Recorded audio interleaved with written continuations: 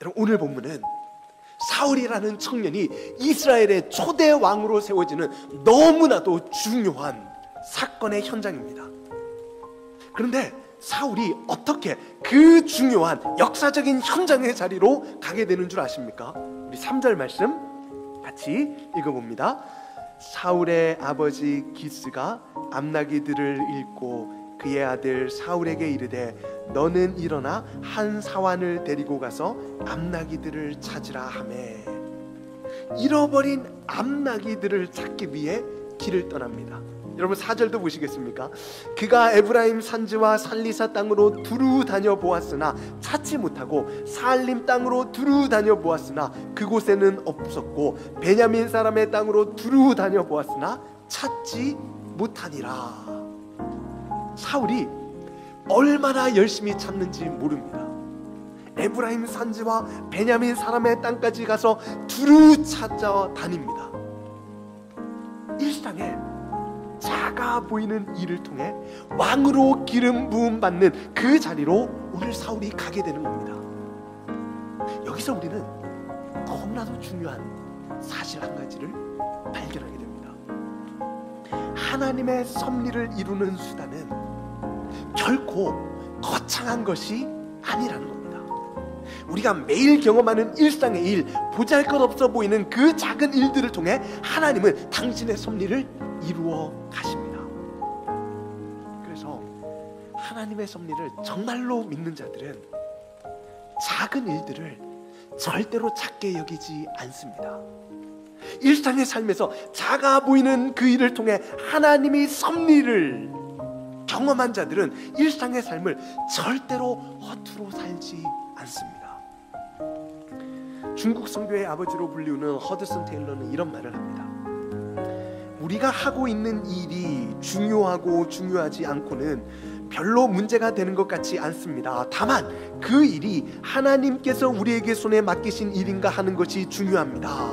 그 다음을 잘 들어보십시오. 작은 일은 작은 일일 뿐입니다. 그러나 작은 일에 충성하는 것은 위대한 일입니다.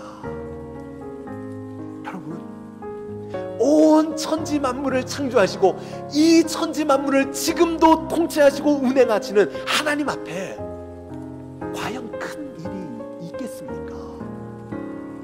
문제는 하나님이 맡겨주신 일에 충성하느냐 충성하지 않느냐라는 겁니다.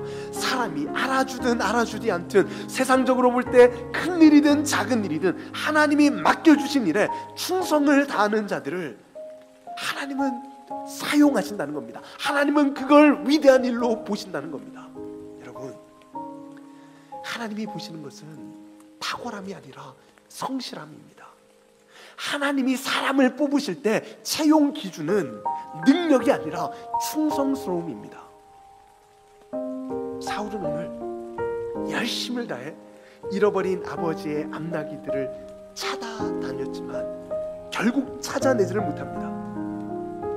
사울에게 있어서 그 자리는 실패의 자리처럼 느껴졌을 겁니다. 최선을 다했지만 자신이 계획했던 바를 이루지 못한 좌절의 자리처럼 느껴졌을 겁니다. 여러분, 이 본문을 머릿속에 그려보십시오. 오늘 본문은 실패로 경험되는 일상의 자리들을 기록하고 있습니다. 우리가 매일매일 일상에서 경험하는 그러한 일들이요. 그런데 여러분, 하나님이 섭리 가운데 그 자리에서 일하고 계십니다. 그러자 실패처럼 보여지던 그 일들이 하나님이 사울을 사용하시는 탁월한 도구와 통로가 됩니다. 여러분, 사울이 여러 땅을 두루다니면서 잃어버린 나귀를 찾는 동안 그 지역의 수많은 사람들에게 물어보지 않았겠습니까? 혹시 주인 없는 나귀들을 보지 못했습니까? 제가 지금 아버지의 잃어버린 나귀를 찾고 있는데 혹시 암나귀들을 보지 못했습니까?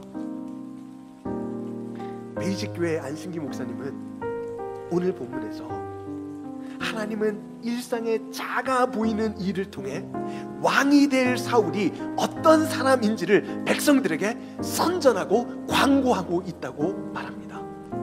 온 땅을 두루 다니며 아버지의 잃어버린 나귀를 찾는 신실하고 성실한 모습이요, 아버지의 말씀에 순종하고 맡은 일에 최선을 다하며 충성스럽게 나기를 찾는 자임을 백성들에게 하나님이 소개시켜주고 있다는 겁니다.